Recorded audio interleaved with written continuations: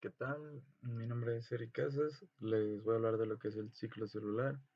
Es algo que está ocurriendo en este momento en todas las personas.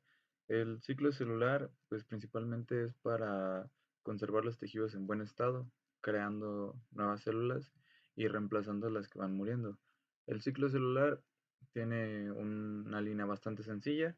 Es crecer, realizar su función para la cual crecieron, luego crecer un poco más y dividirse. Luego, pues estas células que se dividen son, por así decirlo, sus hijas y son exactamente iguales. Hay dos tipos de células que no se dividen, las neuronas y las cardiomiocitos, que son los del corazón, los de los músculos del corazón. Son las únicas dos células que no se dividen.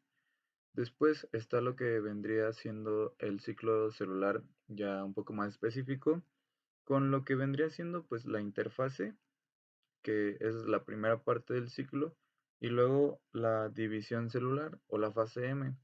La interfase consta de tres partes: la fase G1, la fase S y la fase G2.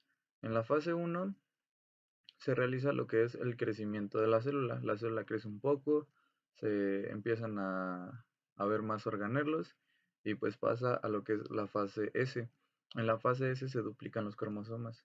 Estos cromosomas hacen que pasan, perdón, de lo que son 26 cromosomas, perdón, 23 cromosomas a 46 cromosomas.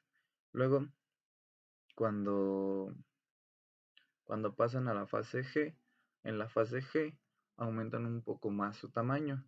Esto es para que en la fase M, que es la mitosis, puedan hacerse de manera bien los cuatro puntos más importantes, que sería la profase, metafase, anafase y telofase, que son los puntos específicos donde el contenido genético de la célula se separa y se distribuye en dos núcleos celulares.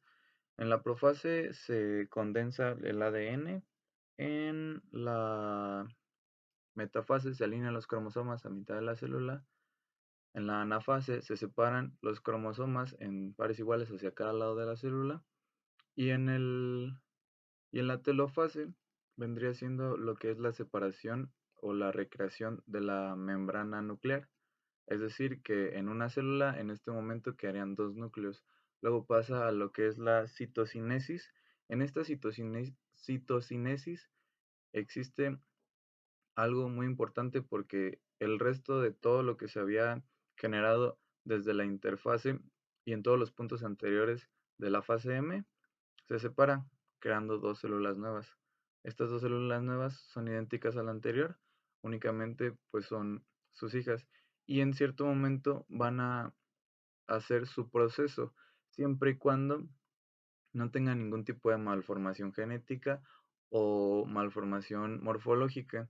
Esto quiere decir que tienen formas de saber si están dañadas o no están dañadas.